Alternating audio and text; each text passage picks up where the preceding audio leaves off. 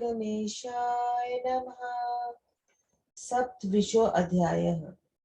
सबका विवाह उपरांत स्वस्थान गमन स्कंदोत्पत्ति वर्णन। लोमश उवाच तथैव विष्णुना सर्वे पर्वताश्च प्रपूजिता सह्यचलश्च विद्यश्च मैनाको गन्धमादना माल्यवानमलशैव महेन्द्रो मदरस्तथा मेरुशैव प्रत्येन पूजितो विष्णुना तथा श्वेतकृतः श्वेतगिरिमृल द्विश्च तथैव च उदयादृश्च शृङ्गश्च अस्ताचलवरो महान् मानसादिस्तथा शैला कैलशा पर्वोत्तम लोकलोकस्तथा शैल पूजिता परमेष्ठिना एवं ते पर्वत श्रेष्ठा पूजिता सर्व एव हि तथान्ये पूजितास्तेन सर्वे पर्वतवासिना विष्णुना ब्रह्मणा सार्धं कृतं सर्वं यथोचितम् अन्ये अहनि च सम्प्राप्ते वर्याता कृता तथा हिमाद्रिना बन्धुभिश्च पर्वतं गन्धमादनं ययु सर्वे सूर्यगणा गणाश्च भैवस्तथा ब्रह्मश्च तथा सर्वे तथा चण्डी गणा परे ये च अन्ये बहवः सत्तत्र समायाता हिमालयं शिवस्योद्वहनं विप्रा शिवेन परिभाविता परमहर्षं सम्पापना दशवातो दंपती तथा पार्वती सहित शंभुना सह पार्वती पुष्पगन्धोऽथा स्यातां वार्गथा विवदत्वतः तथा प्रकृति पुंसो च एकपद्येन नान्यथा दंपती तो गजारूढो शुशुभाते महाप्रभा विमांस्तदा ब्रह्म विष्णुश्च गरुडोपरि ऐरावत इंचेन्द्र कुबेर पुष्पोपरि पाशी च मकारूढो यमो महिष्यमेव च प्रेतरूढो नेत्रतः स्याद् मृगस्तगतो महान् मृगारूढो अथ पवन ईशो वृषभमेव च इत्य इहं लोकपालाश्च संगरा परमेष्ठिना स्वे सर्वबले परिक्रांत स्थाने प्रमथादया हिमादृश्महाशैल ऋषभो गन्धमादना सैचलो नीलगिरिमर्दरो मल्य याचला कैलाशो हि महातेज मैनाक्ष महाप्रभा एते च अन्ये च गिरय श्रीमन्तो हि महाप्रभा सकलत्राश्रित सर्वे ससुताश्च मनोरमा बलिनो रूपिणा सर्वे मेवाध्यास्त्र पर्वता वरयात्रा प्रसंगेन शिवर्चनं पराभवत नन्दिनः पुविष्टास्ते मार्वध्या सत्र पर्वता वरयात्रा कृता तेन यथोद्वाच हि मातृना सर्वस्ते बन्धुभिः सार्धं पनुरागमनं कृतं स्वकाल्यस्थो हिमवांस रेजे हि महायशा शिव संपर्क जैनेव महसा परमेन च विख्यातो हि महाशैल स्त्रीषु लोकेषु विश्रुता कन्यादानेन मेहता तुष्टो यस्य च शंकरा ते धन्यस्ते महात्मान कृतकृत्यास्तदेव च क्वाक्षरं नाम येषां च जिहाग्ने संस्थितं सदा शिवेति अक्षरं नाम यः धीरितमध्यवे ते वै मनुष्यरूपेण रुद्रा एव न संशयः किञ्चिदानेन सन्तुष्ट पतिराणामि तथैव च तो येन पपिः सन्तुष्टो महादेवो निरन्तरं पत्रेण पुष्पेण तथा जलेन प्रीतो भवते सदा शिवो हि तस्मात् सर्वे प्रतिपूजनीय शिवो महाभाग्य करो नमाम्यह एको महाज्योतिरज परिशा पर परमानरा निरन्तरो निर्विकारो निरीशो निराबाधो निर्विकल्पो निरीहः निरञ्जनो नित्यरूपो निरोधो नित्यानन्दो नित्यमुक्तः सदा एवं भूतो देवो उचितश्च तदेवार्थ विश्ववेद्यो भवच स्तुतो ध्यातः पूजितश्च सर्वे ज्ञेयो असु सर्वदा सर्वे देश्च यथा वरिष्ठ हिमवान् प्रसिद्ध सर्वे गुणे सर्वगुणो महात्मा विश्वे वन्द्यो हि तदा हिमालयो जातो गिरिणां प्रवस्तदानिम मेनया ये धर्मात्मा यथा स्थान गत्सस्तथा सर्वाणि सयाजामास पर्वता पर्वेश्वर गतेषु तेषु हिमान् पुत्रे पौत्रे प्रपुत्र के राजा गिरिनां प्रवरो महादेव प्रसादता अथ गिरिजया सार्ध महेशो गंधमादने एकांते च मतिं चक्रे रमणार्थं स्वरूपवान् सुरतिनेव मेहता तपसा हि समागमे द्वयो सुरत मार्बदं तद्वद्योश्च तदा अभवतः अनिष्टं महादाश्चर्यं प्रलयोपमेव च तस्मिन् महारते प्राप्ते निविदन् सुखं परं सर्वे ब्रह्मदयो देवा कार्य वसितुतो रेतस च जगत् सर्वं नष्टं स्थावर जगङ्कम सस्मारे च अग्नि ब्रह्म च विष्णु ध्यात्मदायक मनसा सस्मृता सद्यो जगामग अग्निसरान्वित ताभ्यं सम्प्रेष्यो पश्य द्विजं शिव मन्दिरम् द्वारे स्थितं नन्दिं च दक्षाग्रे महाप्रभम्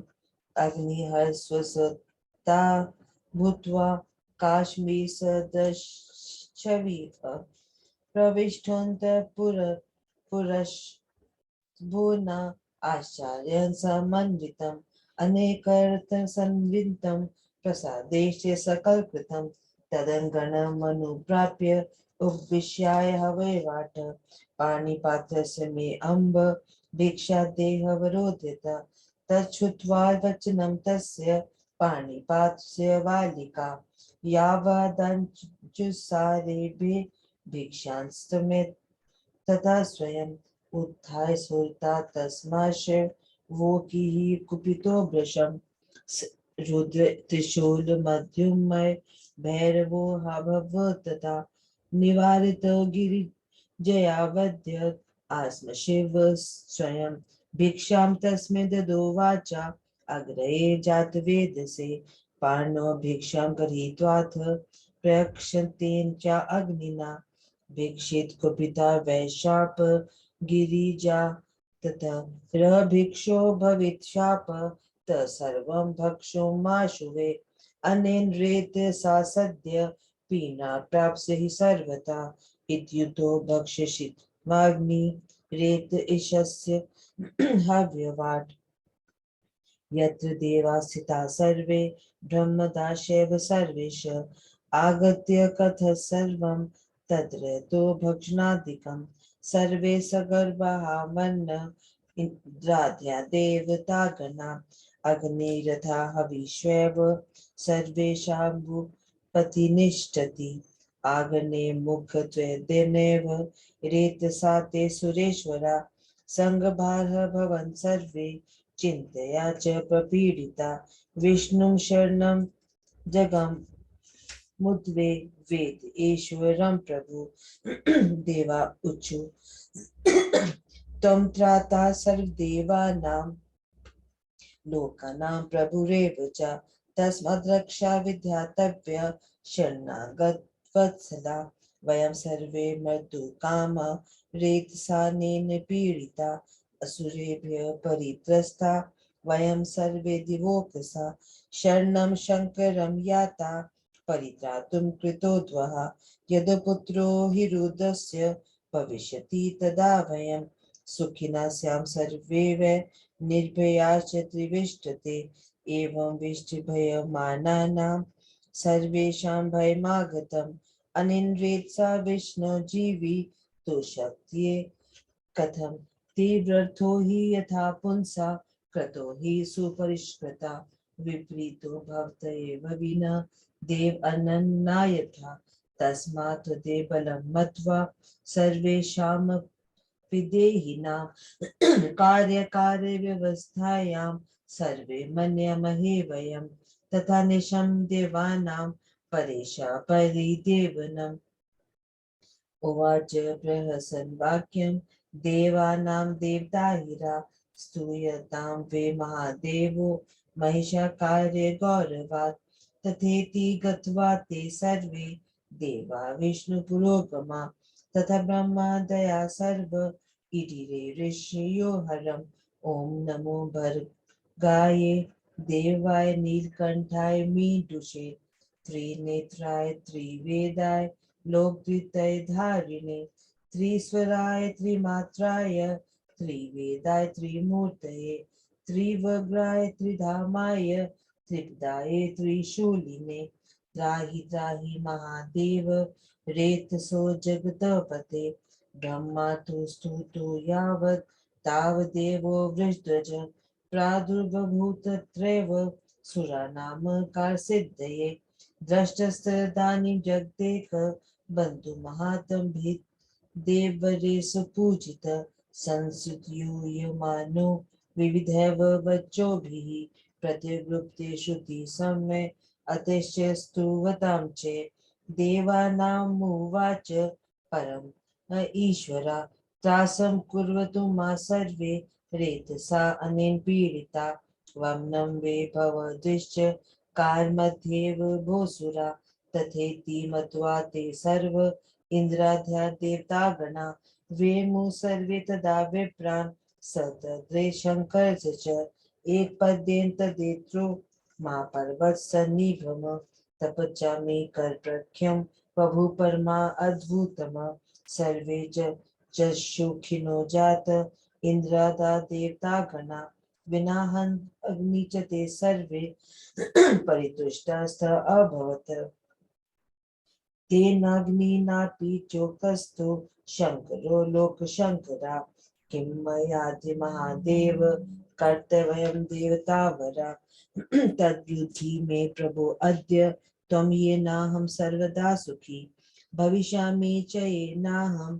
देवानां हव्याहका तदोवाच शिवं साक्षात् देवानां मे श्रवतां रेतो विसर्ज्य यातो नो तदाग्नि प्रसन्निव उवाच शङ्करं देवं भक्तेजो दुरासदम् इदमुल्वर्णवतेजो धार्यते प्राकृते हि कथं ततः प्रवाच भवान् अग्निं प्रति महेश्वरा मासी मासी प्रतप्तानां दहेतेजो वृष्टिजातामन तथेति मतमा मच्वचनं महा प्रभस जात वेदः परमेण वर्चसा समुज वल सतंत्र प्रभाव ब्रह्मे मुहूर्ते हि चोप विष्ट तदा प्रातः समुत्थाय प्रातः स्नान पराः स्त्रिय ययु यदा ऋषिराणस्य सतताज वेदसं दृष्टा प्रज्वलित तत्सर्वास्ता शीतकर्षिता तप्तु कामास्त दास्वर्य अरुन्धत्य निवारिता तया निवारिता शापि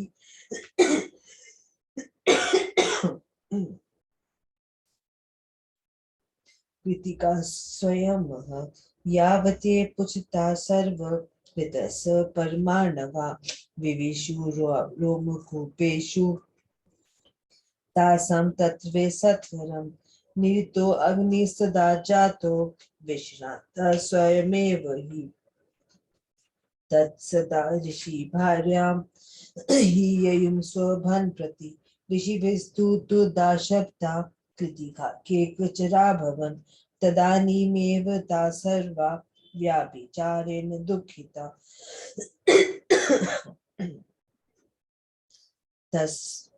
तत्समजुस्तारेत पुष्टे हिंवतो गिरे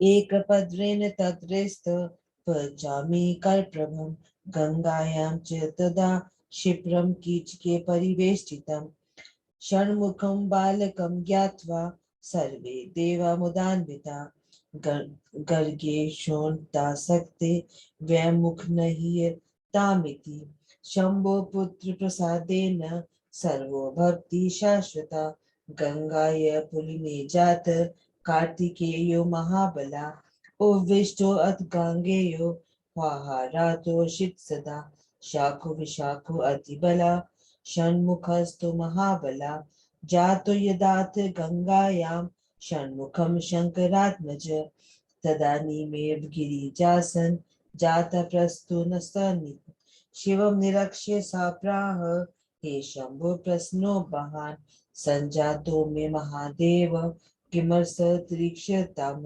सर्वोऽज्ञपि महादेवो हावती धाम ज्ञातभत् नारद सत्य चागत्य प्रोक्तवाचमृतस्य तत् शिवाय च पुत्र जातो हि सुंदर तदा कन्या वचो विप्रा हर्ष निर्भर मानसा बभूवो प्रमुथा सर्वे गंधर्वागी तत्परा अनेकाभि पताकाभि शैल पल्लव तोरणे तथा विमान बहुभिवो प्रभु प्रचलितो महान् पर्वता पुत्र जन्नाश्य करस्य महात्मना तदा सर्वे सुरकर्णा ऋषय सिद्ध चारणा रक्षो गंधर्व यक्षाश्च अप्सरो गण सेविता एक पद्यन्ते सर्वे संहिता शंकरेण तु द्रष्टुं गांगेये अधिकं जगमु मुलिन संस्थितं ततो वृक्षं वहामारायो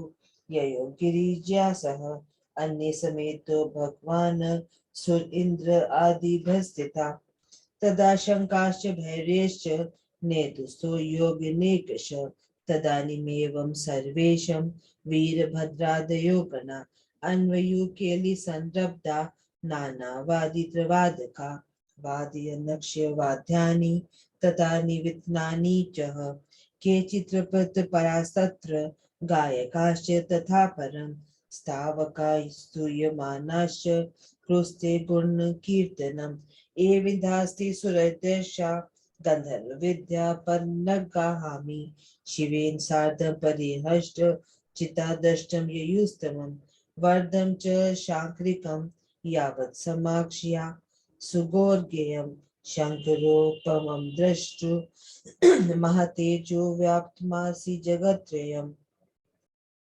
ततेजसा व्रतं बालं तपचामि करप्रभं सुमुखं सुश्रिया युक्तं सुंसं सुस्मितिशेननं चारु प्रसन्नवदनं तथा सर्वांग सुन्दरं तं दृष्ट्वा महादाश्चर्य मार्गे प्रथितात्कम्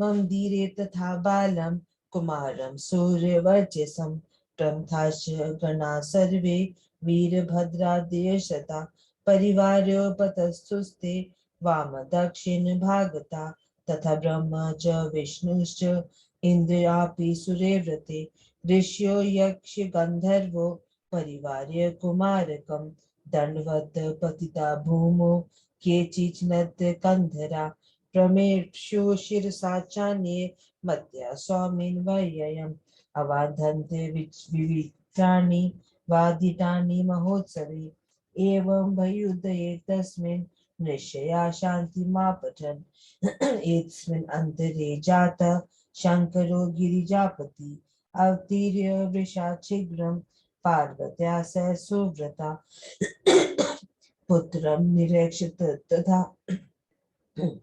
जगदिग्बधु प्रीतया युत परमया स वै भवान्या सहान्वितो भुजग भोगयुतो हि साक्षात् सर्वेश्वर परिव्रत परमते पृष्ठ उपग्रह गृहं तत्र पार्वती जात संभ्रमा प्रस्तुनं प्रार्थयामास स्तनं से परिलुप्तः तदा निराजितो देवे सकलत्रयमुदान्विते जय शब्देन महता व्याप्त मासित्रमस्तलः शिष्यो महाघोषेण गीत नैव च गायका वाद्यश्च वाटका शैव उक्तसु कुमारकम् स्वमकं कमारोप्य तदगेशा कुमारकं तं प्रभया महाप्रभं बभो भवानी पतिरेवं साक्षिशित्र्यायुत पुत्र वताम वरिष्ठः दंपती तो तदा तत्र एकपद्येन नंदतु अभिषयामान ऋषि भीरा व्रता सुर सतमहे कुमार क्रीड्यामास उत्संगे शंकरस कंठे स्थित वासुंचित चार भया पीड़ित मुख पीड़ित असो पाणि नगण्य तदा एकम त्रीणि दशाष्टौ च विपरीत कर्मेण च रहस्य भगवान शंकर भुरुवाच गिरिजाम तथा मदन स्मितेन च तदा भगवान महेश प्रापतो मुदं च परमां गिरिजा समेतं प्रेम्णा जम समग्तद्गिरा जगतेक बन्धुवाच किंचनं तदा भुवेन भर्तः इति श्री स्कंदे महापुराणे एकादश सहस्रयां संहितायां प्रथमे माहेश्वर खंडे केदार खंडे कार्तिक स्यामी कुमारोपत उत्पत्ति वर्णन नाम सप्तविंशो अध्यायः।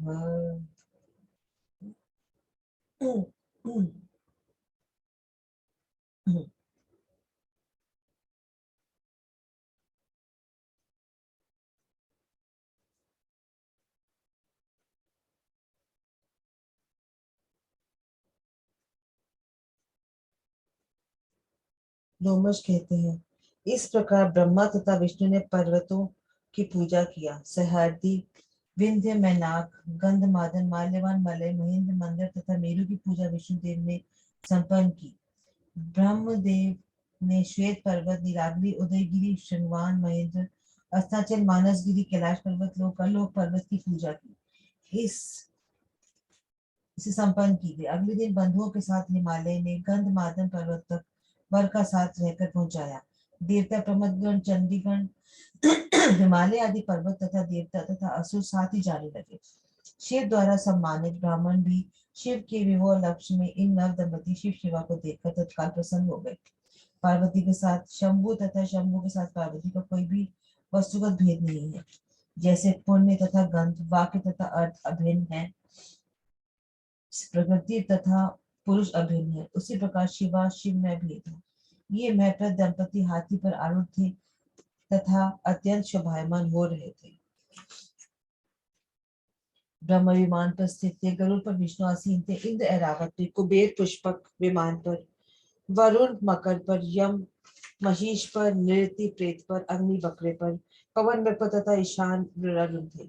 इसी प्रकार ग्रहगण लोकपालगण अपने अपने दल के साथ जाने लगे। प्रमदगण तथा महापर्वत हिमाचल ऋषभ गंधमादन संज्ञ नीलगिरी मंदिर मल्याचल कैलाश महातेजस्वी मैनाक पर्वत तथा अन्य श्रीमान बलवान रूपवान महाप्रभ मेरु आदि मनोरम पर्वत अपने पुत्र आदि के साथ पर यात्रा प्रसंग में शिवार्चन तत्पर हो गए। मेरु प्रभृति प्रमुख पर्वत नंदी के साथ बैठ गए। हिमाद्री ने उल्लेखित रूप से वह यात्रा संपन्न की। तब से समस्त बंधु बांधवों के साथ लौट आए। तदंतर महात्मा हिमवान अपने ग्रह के निवास करने लगे। महा समारोह से कन्यादान द्वारा जिन्होंने शंकर को अपने प्रति प्रसन्न किया था, वे महापर्वत हिमवान शिव संपर्क जनित जतिन ने तेज प्रकाश द्वारा त्रिलोक प्रसिद्ध हो गए।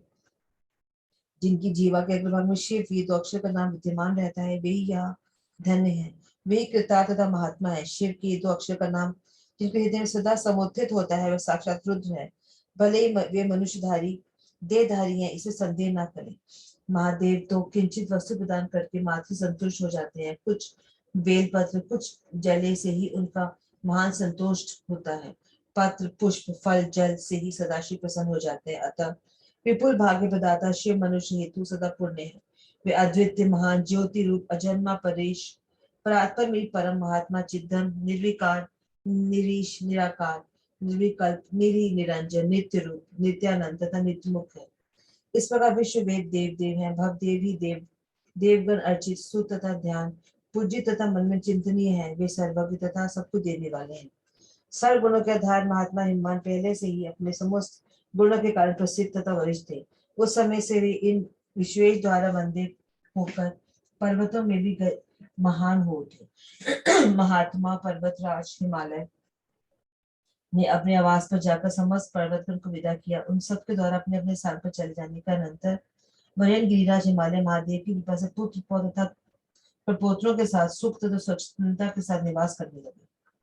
उसके बाद वसंत के आगमन होने पर महेश्वर ने गंध मातन पर्वत पर माँ सूरतारा गिरिजा के साथ एकांत में विहार करने की इच्छा की। इच्छा मास से उन दोनों ने मध्य काम क्रीड़ा प्रधान हो गई। वे महान आश्चर्य काम क्रीड़ा थी। उससे मानव जगत में प्रलय की अनिष्ट उपस्थित हो गया। इस प्रकार रति क्रीड़ा के कारण ब्रह्मादि देवता कार्य कर व्यवस्था तनिक भी सुख नहीं पा रहे थे। महेश्वर के वीर्यपात के समस्त स्थावर जंगम जगत नष्ट हो गए। ब्रह्मा तथा अध्यात्मक दायक विष्णु ने अग्नि को स्मरण किया। स्मरण मात्र से वहां अग्नि तत्काल आ गए। ब्रह्मा तथा विष्णु की प्रेरणा से अग्नि ने शिव मंदिर का दर्शन करके देखा कि उसके द्वार पर प्रभावशाली नंदी स्थित है। उनका दर्शन होने पर अग्निदेव ने कश्मीर तुल्य कांतिमान सूक्ष्म शरीर धारण किया तथा शंभु के नाना आश्चर्य में अंतपुर में प्रवेश किया। वहां देखा कि वह अंतपुर नाना रतन छटा से व्याप्त है तथा प्रसादों से तात्म्य अलंकृत है। इस अंतपुर में बैठकर अग्नि कहने लगी, हे माता, इस अंतपुर में मेरे हाथों रूपे पात में आप भिक्षा दान करें। ये सुनकर अंबिका वहां पर स्वयं उनको भिक्षा दानार्थ पहुंची। तभी शिव काम क्रीड़ा से उठकर अत्यंत कोप से शूल उठाकर भैरव मूर्ति रूप हो गए। तथापि गिरिजा ने उनको हिंसा से रोका और गिरिजा से जात वेदा अग्नि की भिक्षा प्रदान की। अग्नि ने अपने हथेली पर भिक्षा ली तथा प्रत्यक्ष रूप से विराजित हो गई। गिरिजा ने क्रोधित होकर अग्नि को शाप दिया, हे भिक्षु, तुम मेरे शाप के कारण अब सर्वभक्षी हो जाओगी। इसलिए से तुम सर्वतोभावे पीड़ित रहोगी। हव्यवान अग्नि से तुम शिव वीर्य के पान कर लिया तथा वहां गए जहाँ ब्रह्मादि देवगण स्थित थे। अग्नि ने उन सब देवताओं को वीर्य बक्षाने समस्त वृत्तांत को कहा। तदनंतर इंद्रादि सभी देवता गर्भयुक्त हो गए। इसी अभगवस्था से होने के कारण यह है कि अग्नि में निहित हवि ही वे खाते हैं। इस हाल में चिंता युक्त देवता देवाधिपति विष्णु की रक्षण में गए। देवगण कहते हैं, हे प्रभु, आप सर्वलोक के प्रभु हैं, आप सभी देवगण के त्राण करता है। अतः हे शरणागत वत्सल, आप हमारी रक्षा करें। हम सभी रेत प्रवाह से पीड़ित हैं। मृत्यु जैसी स्थिति है। हम सभी असुरों के भय से भी भयभीत हैं। हमें परितारणार्थ सर्वप्रथम शंकर से शरणागत हुए थे। ये सोचा था कि जब रुद्र को पुत्र होगा तब हम निर्भय होकर सुखपूर्वक स्वर्ग में रह सकेंगे। तथापि ऐसा नहीं हो सका। अब हम सबको ये नया भय हो गया। हे विष्णु, इस रेत प्रवाह से हम कैसे बच सकेंगे? यथायथ रूप से निर्वर्त का अनुष्ठान शुभप्रद अवश्य है, तथापि ये देव देव के अनुग्रह बिना हो ही नहीं सकता, ये निश्चित है। अतः सभी प्राणीगण के बलाबल का समझकर समस्त कार्य की व्यवस्था हेतु हम आपको ही चुनते हैं। देवताओं का ये परिवेदन सुनकर भगवान विष्णु सहसे मुद्रा हो देवगण से कहने लगे। देवगण कहते हैं, ओम जो भगवदेव है, नीलकंठ मृडुष त्रिनेत्र देव लोक त्रधारी त्रिवत्सर त्रिमाता त्रिवेद त्रिमूर्ति त्रिवर्ग त्रिधाम त्रिपद त्रिशूली है।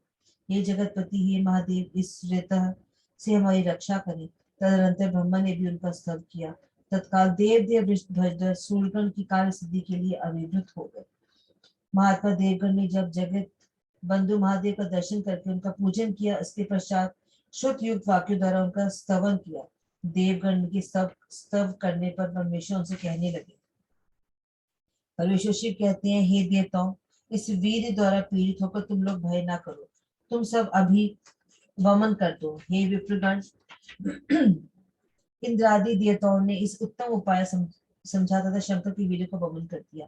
ये वीर एक साथ मिलकर प्रताप सर्प पर जैसे अद्भुत रूप में परिणत हो गया। इससे इंद्रादि देवता सुखी हो गए। एकमात्र अग्नि को ही संतोष न मिल सका, उसको छोड़कर सभी संतुष्ट हो गए। तदंतर अग्निलोक शंकर प्रभु शंकर से कहने लगी, हे देव जी, अब मैं क्या करूं? हे प्रभु, आप वह उपाय करें जिससे मैं सर्वदा सुखी हो सकूं। आप वही करें जिससे मैं देवगण का हवि प्रदाता हो सकूं। ये सुनकर साक्षात शिव देवगण को सुनाते हुए अग्नि से कहने लगे, तुम इस तेज को योनि में छोड़ो। अग्नि ने शंकर से कहा, हे प्रभु, आपका ये तेज अत्यंत दुर्दुष है। ये उल्बण व्रत पथ तेज कोई प्राकृतिक प्राणी का धारण कर पाएगा। भगवान की अग्नि से कहा, माघ मास में जो अत्यंत शीत से प्रभावित हो, उसी की देह में ये तेज निक्षिप्त करो। महाप्रभाव जात वेदाग्नि ने शिव वाक्य को ही शेष पर मानकर उस परम तेज से ज्वलित होते हुए ब्रह्म मुहूर्त में एक जलाशय में जाकर बैठ गए। प्रातःकाल वहां सती ऋषि पत्नियां स्नानार्थ आई। स्नान से वे शीत से कष्ट पाकर सन प्रज्वलित अग्नि देखकर उधर जाने के लिए उद्यत हो गई, परंतु अरुंधति ने उनको रोका। अरुंधति को रोकने पर भी ऋषि पत्नी कृतिकाएं उस आग में तापने लगी। जब वे आग ताप रही थी, उस समय उनकी रोम छिद्रों में से अग्नि द्वारा ग्रहित एक वीर राशि परमाणु रूप हो अत्यंत द्रुत वेग से उनके भीतर प्रविष्ट हो गई। इस प्रकार अग्नि के प्रचंड तेज रेतम से मुक्त होकर विश्राम प्राप्त किया। तत्पश्चात ऋषि पत्नियां कृतिकागण अपने अपने आश्रम चली गई। तब ऋषियों ने उनको श्राप प्रदान किया। इस श्राप से वे कृतिकाएं आकाशस्थ नक्षत्र बनी। व्यभिचार दोष के कारण वे कृतिकाएं अत्यंत दुखी होकर हिमालय के पृष्ठभाग में उस रेतस का विसर्जन कराई। क्रमशः सब पर रेतस एकीभूत होकर स्वर्ण के समान हो गया तथा घटनाक्रम से वह शीघ्र गंगा गर्भ में गिरकर कीचक रूप हो गया। तब देवगण उस रेतस से षण्मुख बालक रूप से पाकर प्रसन्न हो गए। तदनंतर गंगाचार्य ने कहा, इस बालक का मुख को सुख से लाओ। ये शंभु पुत्र है, इसकी कृपा से सभी कार्य संपन्न होगा। इसका नाम होगा कार्तिकेय। ये महाबली होगा। ये गांगी कीर्ति वीर्य ने वहां अरोत्री निवास किया। ये बालक शाक विशाख अतिबल तथा षण्मुख हो गया है, कहा गया। जैसे ही ये शंकरात्मक गंगाघर से जन्मा, तभी से गिरिजा के स्थान से दुग्ध शरण होने लगा।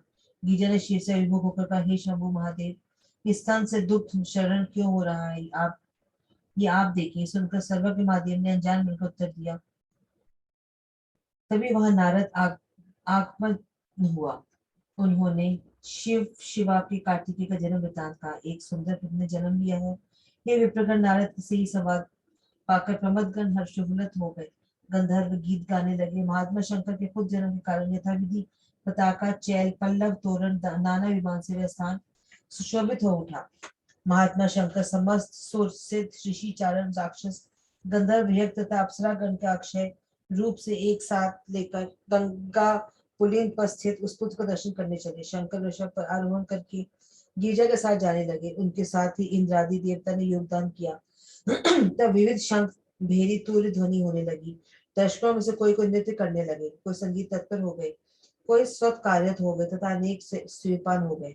इस प्रकार सभी गुण कीर्तन करने लगे। इस प्रकार सुर सिद्ध यक्ष गंधर्व विद्याधर तथा पत्र गण शिव के साथ प्रसन्नचित वर वर प्रद शंकर पुत्र को देखने हेतु गए।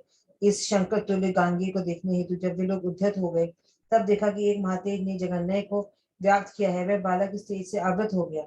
उसकी आकृति तप्त स्वर्णवत थी। वह सुमुख श्रीमान सुंदर नासिका वाला सुस्मित नेत्र वाला चारु प्रसन्न वदन सर्वांग सुंदर था। गांगे नाम से युक्त सूर्य के समान तेजस्वी कुमार को देखकर सबने उसकी वंदना की। वीरभद्र आदि प्रमन गण इस बालक के दक्षिण तथा वाम भाग को छूते हुए स्तव करने लगे। ब्रह्म विष्णु आदि देवता इसे घेर कर खड़े थे। ऋषि यज्ञ गंधर्वगण इस कुमार को घेर कर दंडवत कंधा झुकाकर भूतल पर गिर पड़े। अनेक ने इस अव्यय पुरुष मानकर मस्तक नत करके प्रणाम किया। उस कुमार दर्शन महोत्सव से विविध वाद्य बजने लगे। इस अभ्युदय व्यापार से ऋषिगण शांतिपूर्ण मंत्र पाठ कर रहे थे। तब शंकर वृक्ष से उत्तर कर पार्वती के साथ पुत्र दर्शनार्थ गए। तब जगत के एकमात्र बंधु शिव भवानी ने परम प्रीति के साथ पुत्र को निरीक्षण किया। भुजंग भोग से परिवृत भवदेव शंकर पुत्र दर्शन से स्नेहान्वित होकर प्रमथों के साथ प्रसन्न हो गए।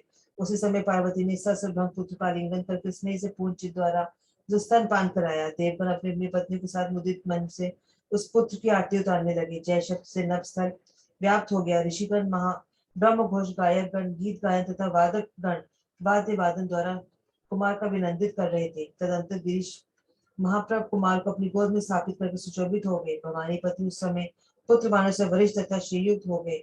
ये दंपति हर पार्वती के साथ आनंद में भर गए। कुमार भी ऋषियों द्वारा अभिषेक तथा देवगण द्वारा परिवृत होकर शंकर की गोद में क्रीड़ा करने लगे।